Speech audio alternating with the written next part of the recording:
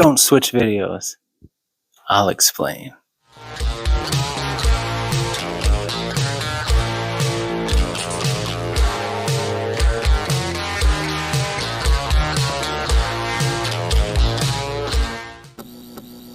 What's up, beasties? It's me.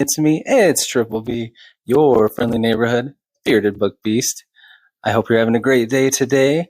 And I know you're wondering what's going on. Things look different. They're not the same. I am not in the Beast Cave. No, I am not. I am going to do a different kind of video today. I'm going to do our very first reading vlog where I'm going to read something and then give you my thoughts throughout. It's going to be a fun one. But I tried to record it in my reading nook in the Beast Cave, but it's a little dark, a little cramped, a little messy, and I just didn't like how it looked. So I'm going to do it upstairs instead, and risk my dogs and my kids getting in the way. But that's kind of the fun of reading vlogs, right? So anyway, what we're going to do today is read this awesome novella I got. It is called Killware by Tim Hawken. It's got awesome artwork in it, nice hardcover. And this is a cyberpunk detective mystery thriller story. So what I thought we could do is read it. And then the interesting thing about this book is it is 100 chapters, and each chapter is 100 words. So the chapters are very short, as you can see. So what I'm thinking we'll do is I'll read 10 chapters, stop, tell you what's going on, and do that throughout the whole book, and we'll read it all together. And then we can, when we stop, we can kind of talk about who we think the killer is, see if we can solve the cyberpunk mystery before the end of the book. So feel free to leave some comments as you're watching it. Let me know what you're thinking as it goes on, who you think it might be. If you want to read this yourself and you don't want to be spoiled, then, stop watching the video and then go get the book and come back and read it with me live for you. I will have already read it, of course, but otherwise, grab yourself a snack and a thirst-quenching refreshment like this Mountain Dew Zero that I cannot open. Oh yeah, that's good. Sit back, relax, and enjoy me reading Killware by Tim Hawkins. All right, so real quick, I'm going to tell you what it's about before I start reading it. So it says, cyberpunk noir to fry your mind. Detective Bram Tedeschi, that's a cool name, would rather punch scumbags' faces than punch buttons on a keyboard. But when two VR gamers turn up electrocuted in their haptic suits, that's the suit they wear when they're playing these VR games, he's forced to investigate a world he knows nothing about. With the help of his tech-savvy partner, Vancy, Bram works to track down a hacker who's more rumor than real, the mysterious Siren, P-S-Y-R-E-N. Can they solve things before they become the next target?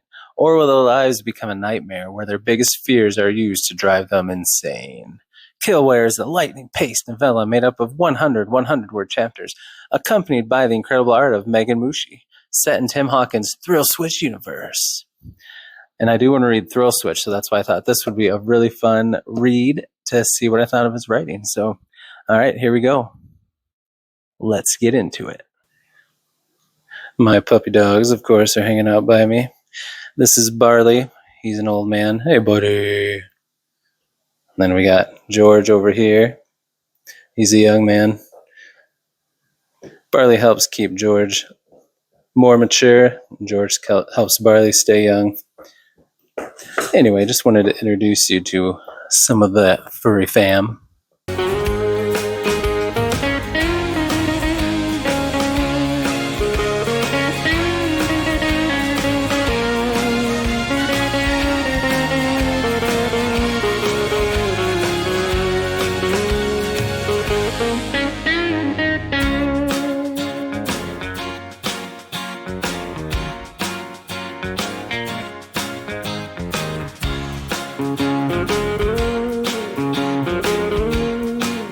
Beasties. So update number 1, just read the first 10 chapters. So first of all, I love the dedication. It says, "To my fellow weirdos, you complete me. Beasties, you complete me." All right, so starts off with a character named Elton. He's running. He's screaming. It's a nightmare he has all the time. But it was a game. He's playing a game, this game that brings nightmares to life, so you can conquer them, supposedly for the game anyway. That's how it's marketed. So these shadows and monsters that are chasing him, all of a sudden he stops and turns around because he knows nothing's going to happen to him. So he's facing his fears, and all of a sudden they part and someone comes out, and it's somebody that's familiar to him, somebody he knows, and he's like, "What are you doing here?" And then they're like, "I'm here to kill you, you rat." And then he's like, "No, this is part of the game." And then all of a sudden he basically gets murdered. So he's the first victim of this siren. And here's a picture. There's some cool illustrations in here. So he gets just burned alive and electrocuted. So then we meet our main character, our anti-hero, Bram Tedeschi. And he is just kind of a gruff detective. He lives in a shoebox apartment. You know, he's a bachelor. He's married to the job. He wants to take down criminals, and that's like what he lives for. So he's got some cases he's going to check out, a remote carjacking, which is, you know, like, because this is a cyberpunk story, there is cars can be remotely stolen and taken away, harassment, identity theft, and he says he's going to make Monday his B. So then he goes to, he's driving through the city, kind of talking about how it's just going to crud, and that there's good people that are being hurt and nothing's being done, and his hands are tied a lot of times. And then he kind of goes through these cases. The identity theft is a woman had her face and image stolen, and they put it on like strippers at this strip club in VR world called Tentacles. And she's, you know, seeing, they're kind of blackmailing her. She's seeing that they're sending her pictures and stuff, and she's so sad that her face is on there, and that's what people think it's her. So then he's listening to her cry, and he's upset because he knows most cyber crimes don't get solved, and even if they find out who it is, nothing really ever happens because it's in VR world. It's not happening in the real world. So it sounds like this VR, AR, cyber stuff has had a lot of negative effects. Then he he goes to the murder scene of Elton, and he's there's no identifying marks. He's been electrocuted. His body's like smoking, and he's playing a game called Nightmare, which is the game that brings your nightmares to life. So then he's like, all right, now I got to solve this thing. Was it an accidental death? You know, probably. And then he goes to the carjacking. Another thing that frustrates him, it was a Tesla that was a smart car, got remotely stolen. Nobody saw anybody, so he probably won't be able to solve it. So he's getting frustrated. And then he finds out there is another murder, same way as the other one, electrocuted, playing Nightmare, and it's another young guy that's been killed in the same way. So he's like, all right, this is not an accident. Someone's messing with the game's hardware, doing something, so he's got to figure it out. So he goes to talk to a very tech-savvy friend of his from the police department, Vancy, and she sounds pretty cool so far. She's super nice to him. She calls him big guy all the time, or big fella, because he's he's not like a big fat guy, but he's like, really tall, of course, built like a linebacker type of character. So he goes and talks to her. She's got pink hair and tattoos, and she's just a techie, cool character. I like her so far. She's a hacker for the police department. So he asks her if she's heard of this game, and she's like, oh, yeah, I've heard of that. Turns your dreams into VR scenes so you can conquer them. And then he asks who made it, and she says the best programmer in the world, which we found out is this lady, Jaslyn Switch. There she is, but that's her VR avatar. He meets her in the VR world. So that's interesting. she doesn't do anything in the real world, so they don't know what she really looks like or who she is. So nobody knows who she is in real life. So he felt like he can't really trust her. But he asked her about the game. She says, no way, it's been played millions of times. Nothing like this has ever happened. I would know about it. And then he says, why do you focus on nightmares? And she says, nightmares are beautiful and powerful. And if I have all the nightmares, I can take over the world. And that's how chapter 10 ended. So we'll see what's up with that.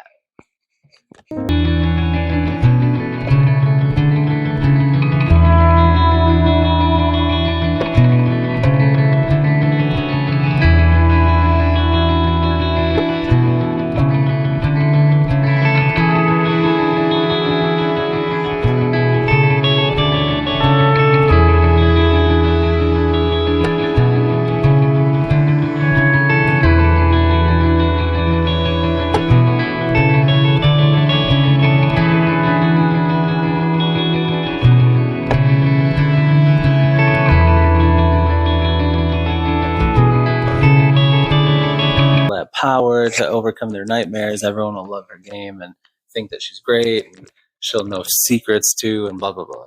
You know, she's very mysterious and talks in riddles. So he says, could the power kill someone while they're using the game? And she said, don't be ridiculous, not yet. He's like, not yet. And she says, this was a haptic malfunction. It was Killware murder. And then she says it turns machines into murder weapons. Haptic suits turn into electric fryers. Cars turn into suicide coffins.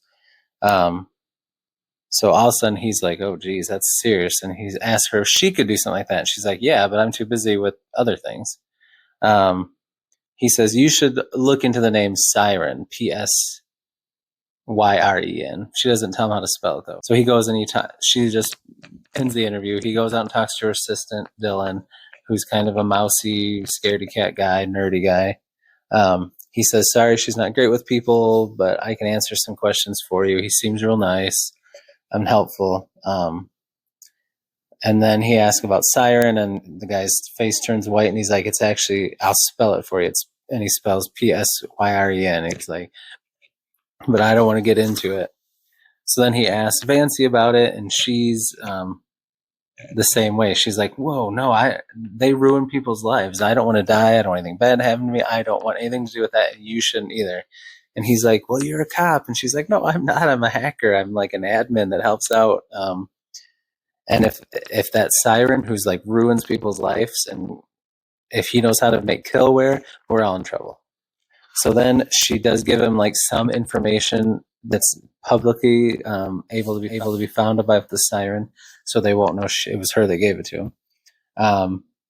And then he notices something in there that says Siren owns Tentacles, which is the VR club that stole that girl's identity, that Ingrid, I think was her name. And he notices one of the victims on their neck had a tattoo of octopus, which Tentacles, which is the logo of the club. So he probably works there. So he's pumped. He's like, all right, I'm going. So he gets his VR headset, and he wants to put on these gloves, and he starts talking about how he needs to feed his addiction, and he hopes there's time. So he's doing something dark and dastardly on VR. That's kind of what his addiction that he's secretly feeding and into is. So we'll see what it is. So he goes into the hollows. That's what it's called. And I think a guy named Fukamaki or Fakamuki, I don't know, made these hollows or whatever and made all this VR stuff. So he goes in there, he goes to the club, he sees the person that looks like Ingrid or the avatar dancing on the stage, naked, all these guys doing gross things. And he sees a guy taking pictures and just being a slime ball. So he goes over to him and he's like, hey, you want some of these pictures for a price? And he's like, sure, let's go out to the alley. So he goes out there and he's actually taking pictures and sending them to Ingrid. And he has a live feed of her crying because he hacked her camera. And he asks Bram oh, you want in on this live feed for this much money? And so then Bram's pissed. And he's like, he's like, wow, you're pretty good at hacking. Are you Siren or something? And the guy's like, heck no, but I work for him. And then Bram's like, oh, sweet, perfect. And then he grabs him by the junk. And that's how chapter 20 ended. So far, I feel like there's some obvious options. It could be this Switch lady, because she's very smart and into all that. Seems mysterious and shady. But that would be too obvious. I'm hoping it's not our main character, Bram, because I really like him, or Vancy, because she's really sweet. And I'm hoping that they kind of start to have a little thing. We'll see. But otherwise, it could be the assistant, that Dylan guy. He seemed a little too mousy, but sometimes killers make it seem like they're not. But so it could be one of them, or it could be somebody we haven't met yet. So I'm not sure yet. Make sure you leave me a comment. Let me know what you think. All right, let's get back to reading.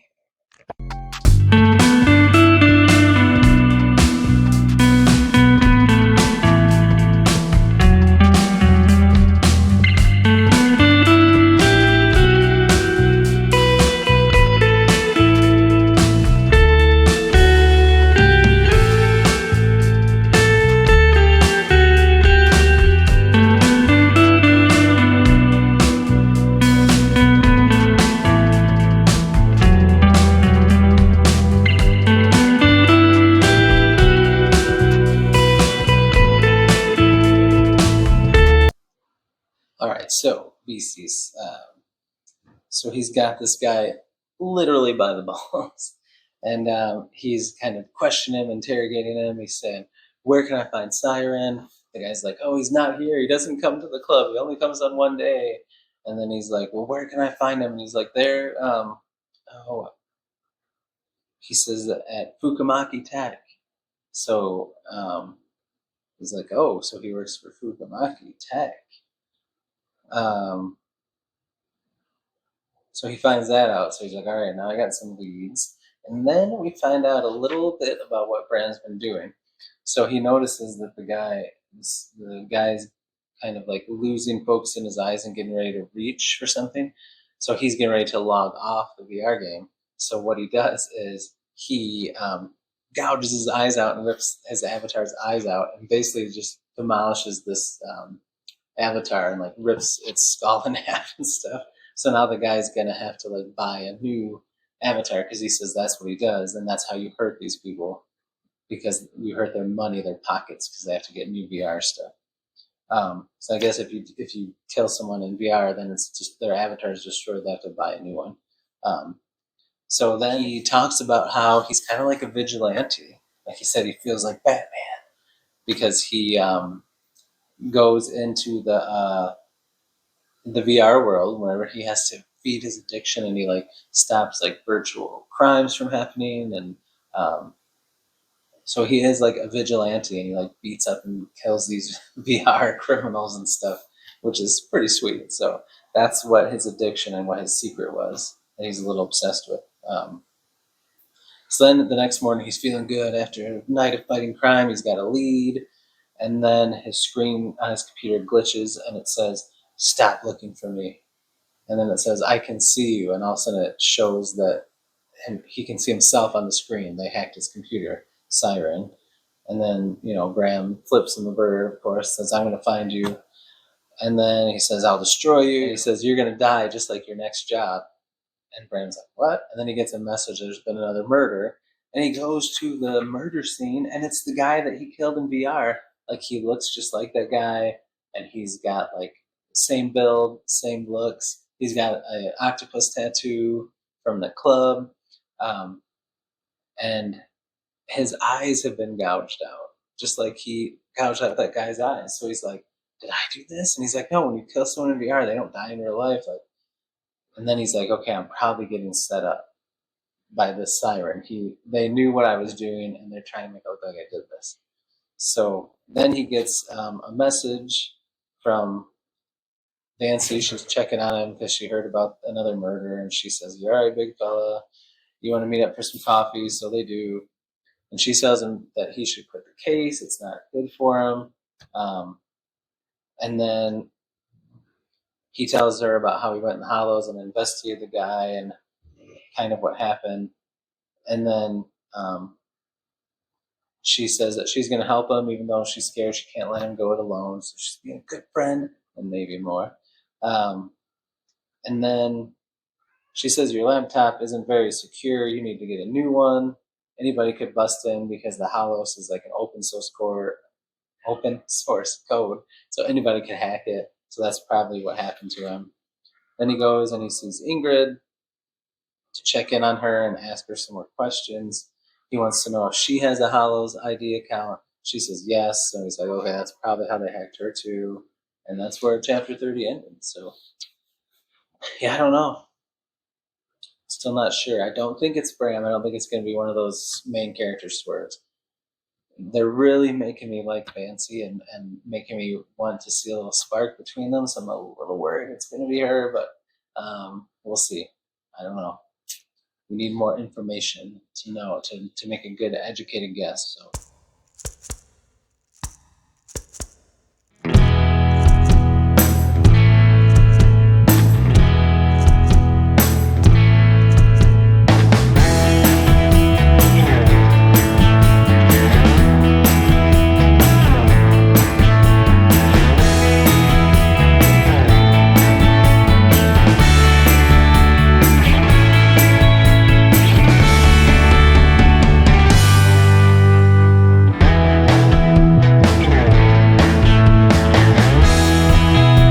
So beasties. Sorry, George sees somebody walking by. So they look into the Tesla more that crashed into him, and they find out that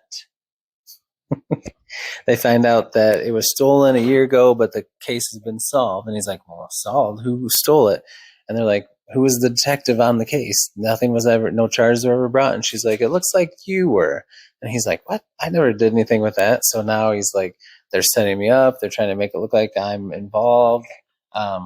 So he goes, they decide to go home and just chill the rest of the night. He goes to get his laptop. And when he gets to his apartment, the door is cracked open. And he goes in, and there's an intruder. And they throw the laptop at him and jump out the window. They're in disguise and stuff, so he doesn't know who it was. His laptop breaks, so he's not going to be able to really do anything with it. And then he thinks, oh no, they knew I was with Fancy. So he rushes to her apartment to check on her, and she's okay. She's there. And she opens the door. And of course, she's, dressed comfy. She's working out. And he's noticing a little attraction there for her. So I think we're getting that little spark. Another thing that happened was when he was at the police station checking into the Tesla, his police chief came and pulled him to the office and asked how the case was going, blah, blah, blah, being supportive. But then he's like, I want you to check into this vigilante that's killing avatars in the VR world, in the Hollows. And of course, that's our boy Bram. So now he has to investigate himself and throw them off his scent while he's dealing with all this siren stuff. So it's getting full real. So he just went into Fancy's apartment, and we'll see what happens. What do you need, boy? I ordered it, yeah. Where is it? It's at Subway. It'll be ready soon.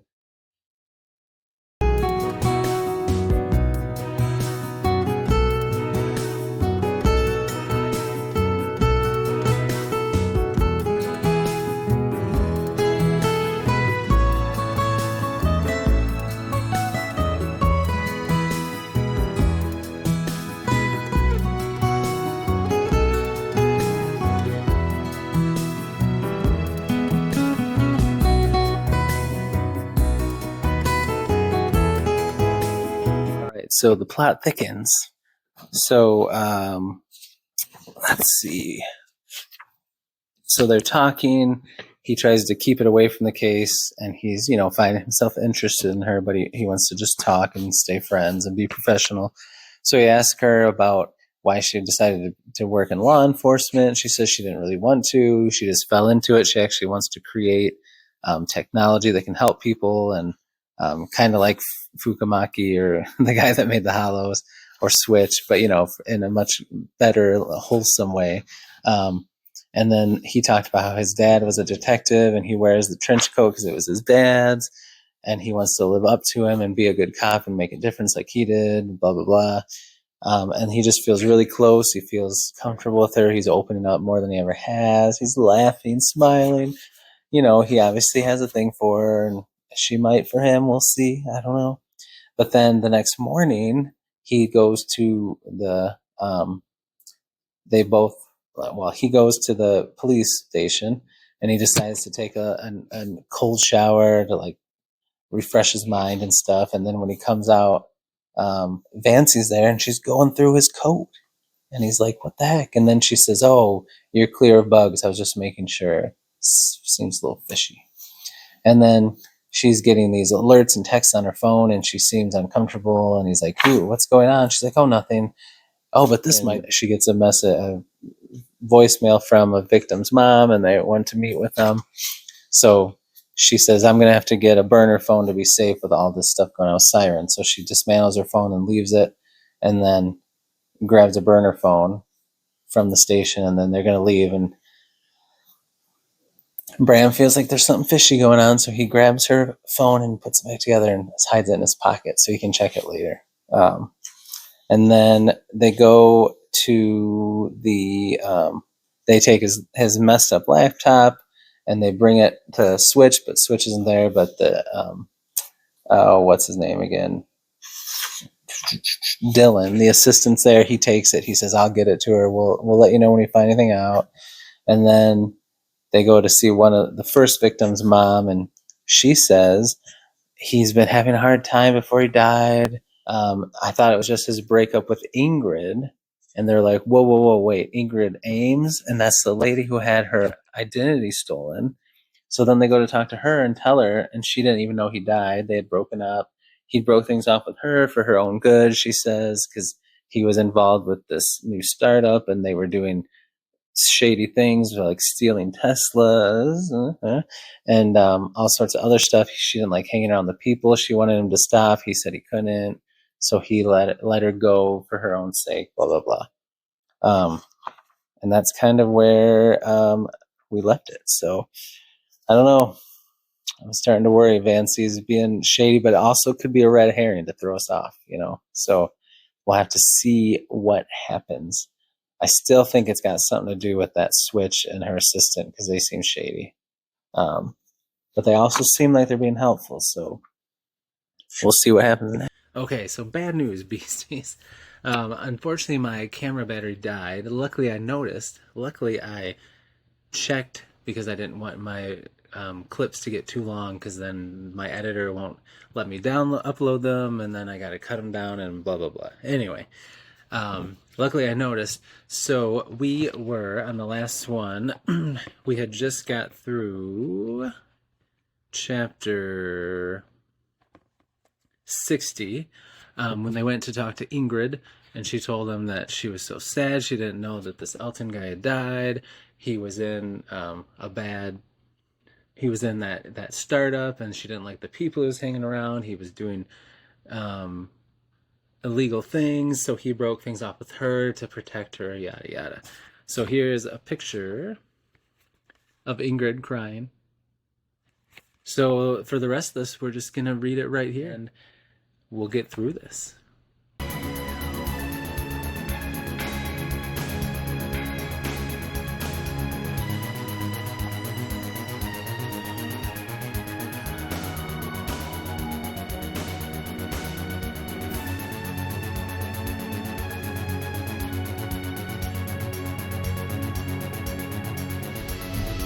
Okay, beasties, so update. So he grabbed the phone. They went to they talked to Ingrid, then they leave there, and they're gonna head so they found out by talking to Ingrid what this group wanted to do. They were trying to make an avatar that could be linked 100% to the subconscious and to the person using them, which would be wild because then they would just be able to go back and forth between VR and the VR world and the real world. They wouldn't need all the technology and the suits and the VR goggles and all that stuff. So they're working on some crazy stuff. And Switch is working on the same thing, so maybe that gives them a motive for her to try to take them out because they were working on the same thing as her, competition. Yeah. And then after that, Ingrid lets them know that they got a new place not long ago, and so they didn't even know that. So she tells them where their new office was. So then they are going to go get a warrant and stuff, and then Vancy says, "Oh, I got to stop at HQ to talk to the chief before we go and get a warrant and all that." And he's like, "What for?" And she's like, "Something unrelated, nothing to do with this." So he's feeling things are fishy. So they go there. She goes inside. He waits on the bike, and then he looks at her phone and he sees messages from Siren saying, "Your life's over. I'm gonna expose you. I know your secrets." And there's pictures on there of her and the chief in their birthday suits getting it on. So of course, my boy Bram's like upset and he's feeling jealous because he has a thing for Vancy and he's mad, and he thinks that's so unprofessional and so risky, but he's also jealous and he's dealing with all of that. She comes back, they get the warrant, and then they go to the place. The cops all come there, they're checking it out. They find some Tesla batteries and some technology stuff, but they're searching through it all, nothing that's telling them where to go next or anything.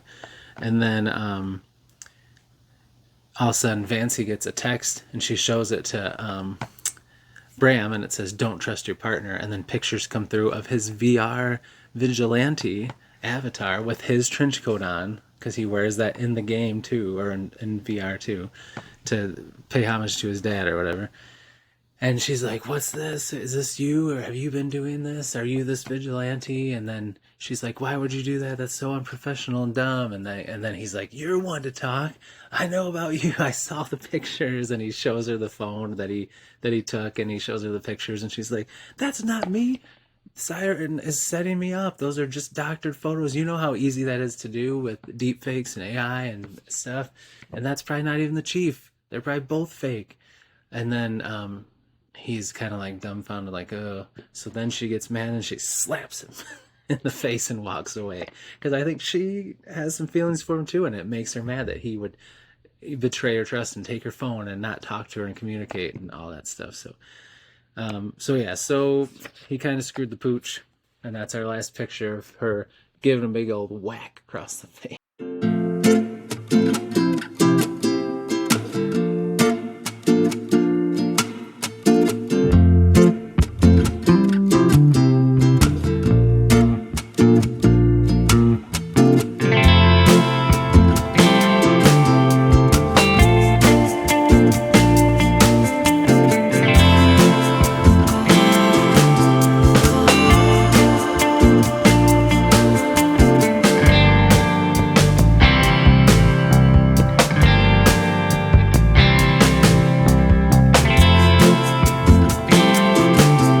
Okay, beasties. So I forgot to say, one other stop they made was they did drop off their laptop, the broken up one, to went to take it to Switch because she had asked for it to find out who hacked Bram's computer, and then it had gotten broken by the intruder. And she wasn't there, but her assistant Dylan was there, so he took it and said, "I'll let you know when we find anything out. I'll get this to Switch." So then after Bram gets slapped, he feels bad. Vancy's not returning his calls or his texts, so he texts her and says, "I'm sorry, I was dumb.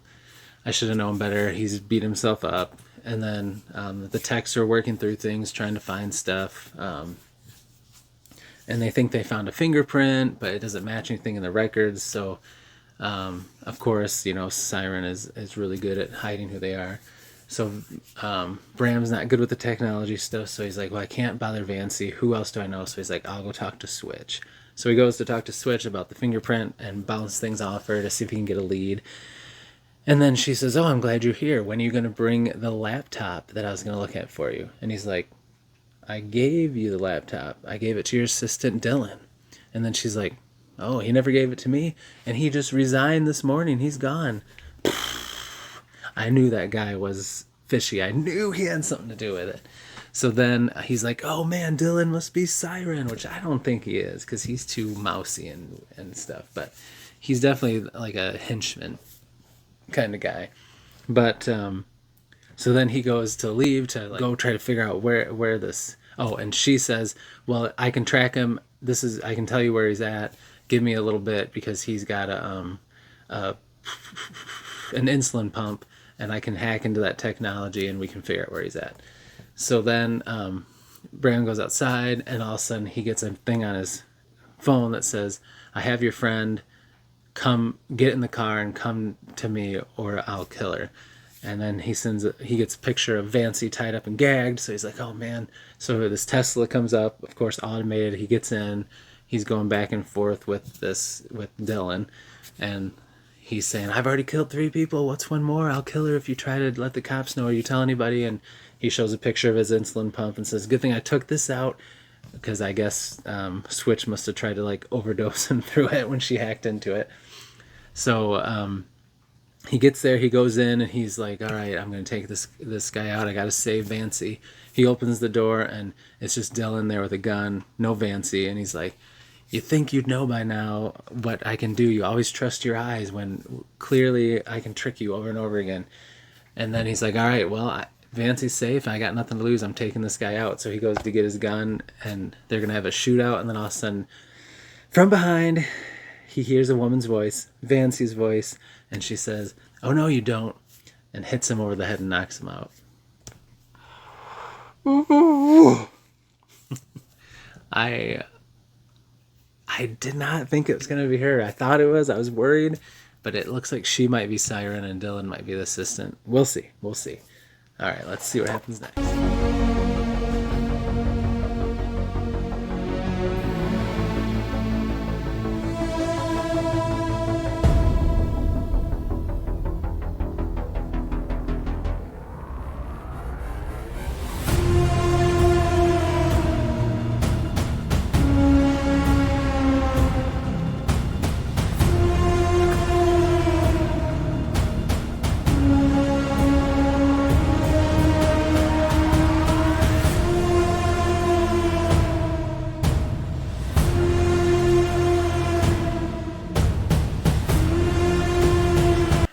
All right, so our boy Bram wakes up.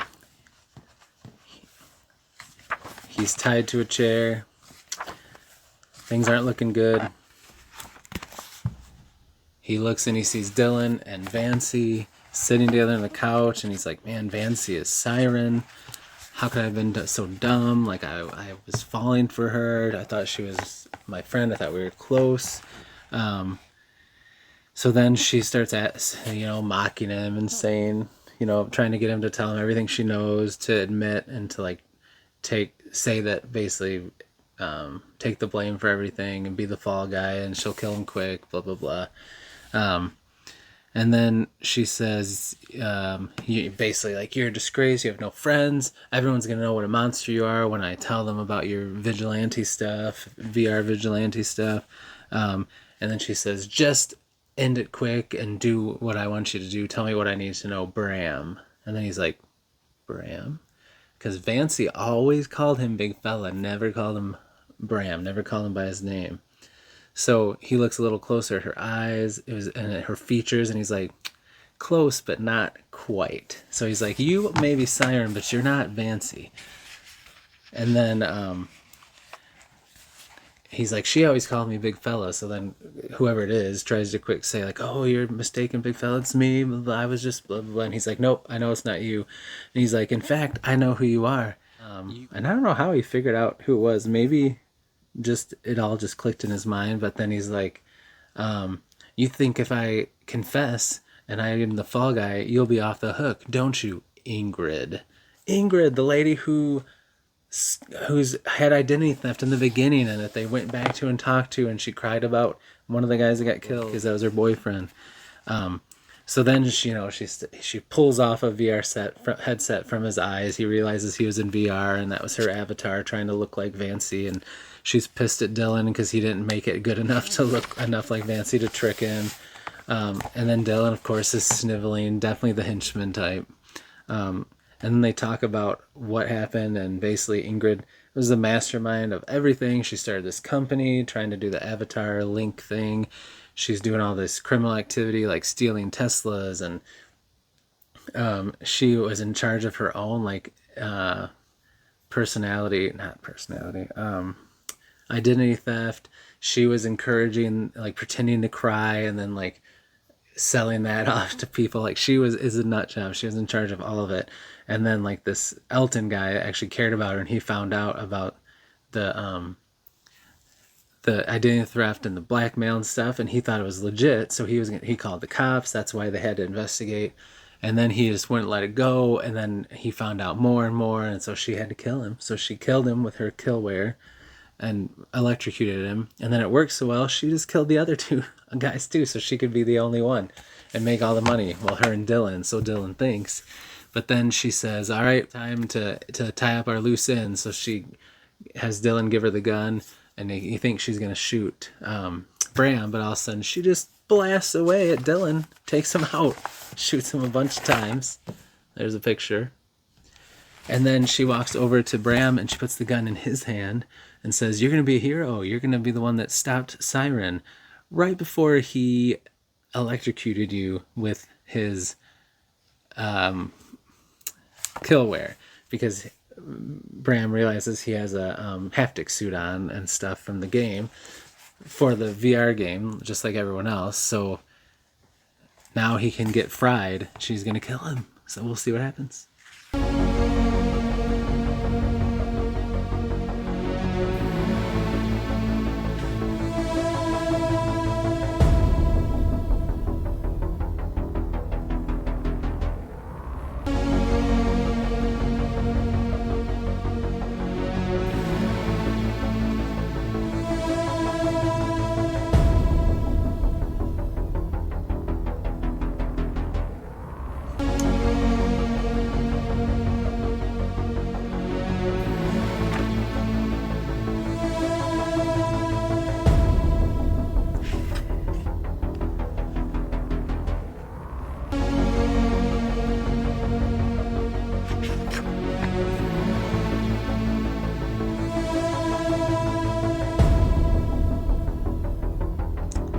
All right. This was very good. So he's like, I'm not going out like this. So even though he's tied to a chair, he just like forces himself up and like still attached to the chair and all tied up and bound. He like slams into her and knocks the gun away. She tries to run. He just plows into her, smashes her against a wall and a mirror, and she hits her head and is unconscious. And then he gets himself free, and he gets on top of her, and he's getting ready to like gouge her eyes out, and then he sees himself in the broken mirror, and he's like, what am I doing? I'm not a monster. Like, that's not me. I'm a detective. I want to be good. I want to make a difference. So he stops himself. Then Vancy busts in. The police come in. You know, everything's figured out. He tells her what happened. They cleaned everything up. He goes to get checked out. And then the next day he goes to see Switch. He thanks her for sending Vancy there because she told Vancy, and she's like annoyed because when she found all the Killware and the files and everything, but she can't do anything with it. She can't copy it, so she's kind of annoyed. And then they kind of go their separate ways. And then he talks to the chief. The chief says, "Great job solving the case. You're up for a promotion. You did your dad proud. Great work." And then there's pictures of the VR vigilante, and he slides them into the trash, and he's like, those are probably just doctored fakes anyway. We don't worry about that anymore, but I will keep an eye on you. So basically saying, keep doing your moonlighting vigilante thing as long as it doesn't affect your work here. So that was pretty cool. And then he goes out into the station, and he sees Vancy packing up, and she says, I resign, and he's bummed, but she's like, I want to go do what I always dreamed of. And there's another reason, she says, it would be wrong of me to date a coworker. And then they kiss, which is what our last picture shows. And I'll show you right now. Maybe. There it is. They ended up together. I'm so glad. And then he goes to see Ingrid at the hospital, but he gets there and the nurse says she's dead. Somehow she got over-medicated. They don't know how it happened, but he's like, well, Switch probably hacked into it and killed her because she was a threat. And she wanted to take her off the board. So then he's like, I should let it go. Ingrid was terrible. Siren was a horrible person, but I'm a detective and I want to make a difference and do what's right like my dad would raise me to. So he decides he's going to try to figure out who Switch is and take them down. And that's how it ends. So this was really good, a lot of fun. He did an amazing job with 100-word chapters. I can't wait to see what he does in a real book. I am going to get Thrill Switch. Can't wait to read that and talk about it on the channel eventually once I get it. So I hope you guys had fun. Again, if you want to get this and check it out yourself, link is in the description. I'll put the link to Thrill Switch in there too in case you want to get that. But go ahead and like and subscribe if you haven't already. Helps the channel grow, and then you'll know when I have a video out and we can hang out again. And if you haven't already left some comments, leave one again. Let me know what you thought of the book, of the video. Let me know if you figured out who done it. I did not see Ingrid coming.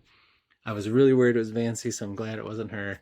But I did guess that Dylan was a little shady, that he had something to do with it. So, and I was right that he was a henchman. So, yeah, it was great. I had a lot of fun. I hope you guys did too. So, until I see you in the next video, beasties, if I were those two VRs, be brave, be beautiful for one another, and be beastly. We'll see